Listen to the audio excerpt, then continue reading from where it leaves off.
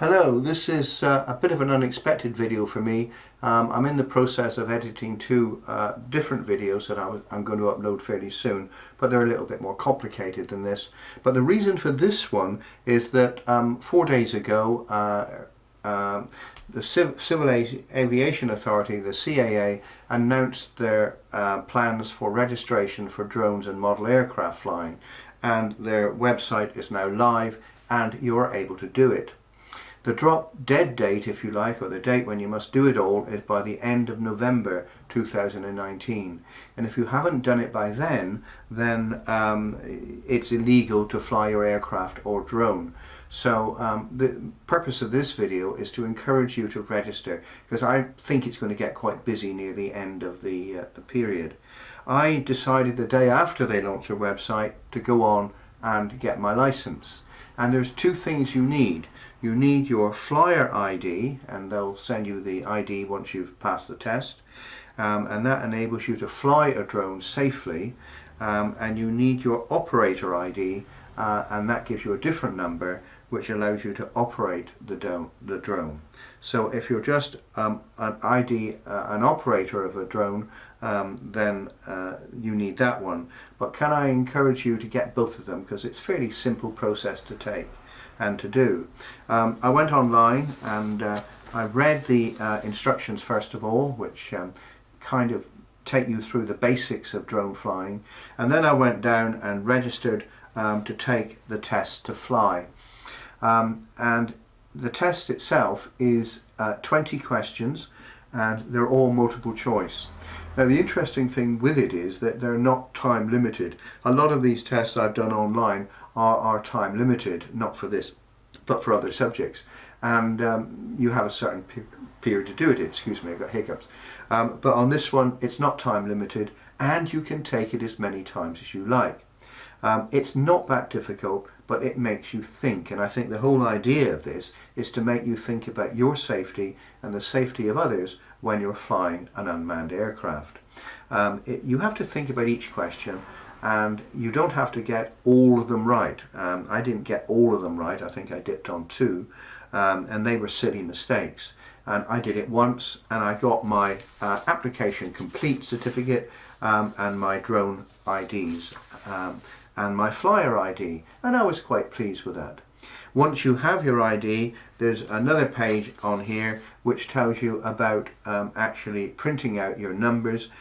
You have to print out your flyer ID and your operator ID, and you also have to attach the number, the labeling. You have to label your drone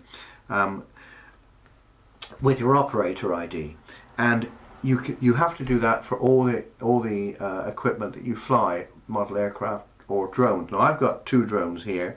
One of them is my earlier Optima, my earlier Sima. I haven't used this for ages, Sima, and I've got the operator ID labelled on the front of it here, and then my quadcopter, and again the same number can go on it. So it appears you can register any number of vehicles, but you must have your operator ID on all your devices, and it's got to be stuck safely. Now I've just printed mine out separately on a piece of glossy card, and then stuck it to the drone. It has to be it has to be visible all times. You can't have it so it's hidden. You can't put it, for instance, in the battery compartment. So it has to be visible. Once it's visible, label your drones. I've labelled mine on both sides, or your model aircraft, and away you go. Again, it's got clear instructions for labelling your drone or model aircraft. There's lots of warnings throughout that unless you do that, and if you fly after the end of November, then you're illegal, an illegal flyer, and you could get stopped by the police or a local authority. So please, please, please get your drone registered. The questions aren't difficult, but as I said, they do make you think a bit. Once you've done that, you get your pieces of paper.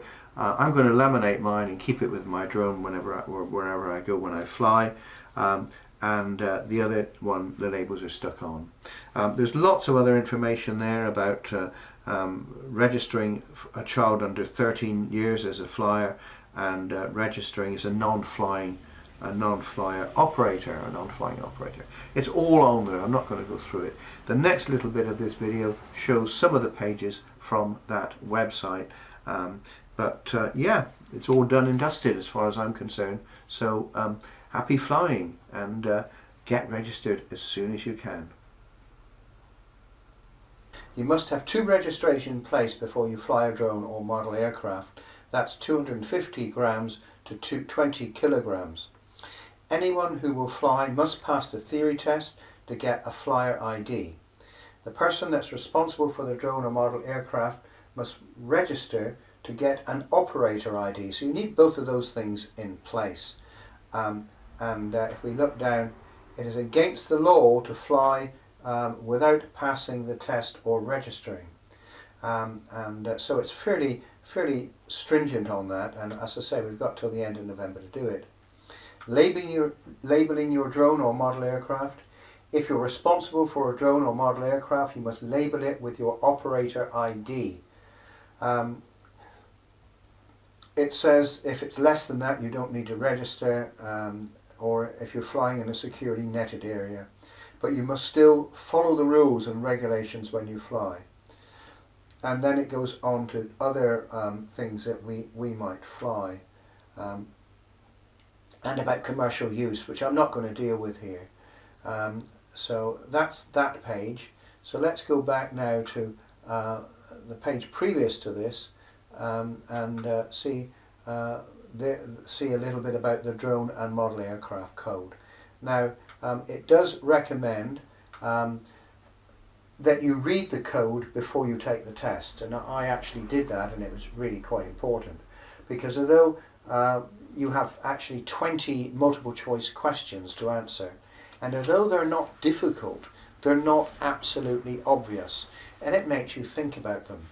The other thing is that you're not time limited on the test. I've done lots of online tests before on other subjects, and usually you're time limited, but on this one you're not time limited. But they do say about 20 minutes. And on the code it gives you all the points. This is points 3 to 7. Never fly above 400 feet, 120 meters. And so that's that one. And then we come down, flying with our hills and mountains. So here answers the question, if the ground level rises or falls, such as over hills or mountains, you'll need to adjust the height of your drone or model aircraft so that it is never more than 400 feet. So you can't be up,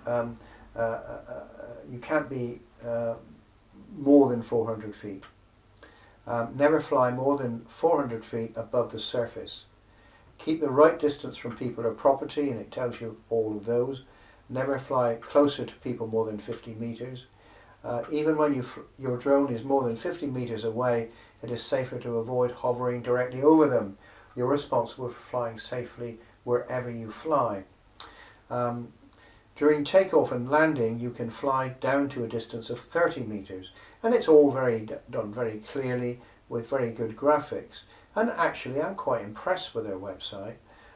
It talks about flying near buildings, trains and boats, and in built-up areas, and of course about the distances you can use in built-up areas, and about sports events. Never fly closer to a crowd of more than 1,000 people or more. Never fly directly over a crowd. Now all these things are pretty common sense, but they are contained in the code, and of course the airport's flight restriction zone is also there.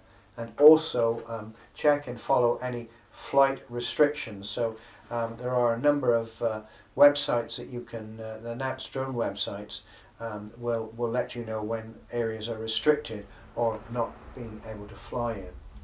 Once you've read that, then what you can do is go on and decide to register and take the test, and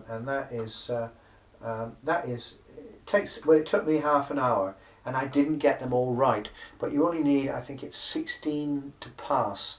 I didn't get them all right, I made some silly errors, but you can take the test as many times as you want, which is very, very good.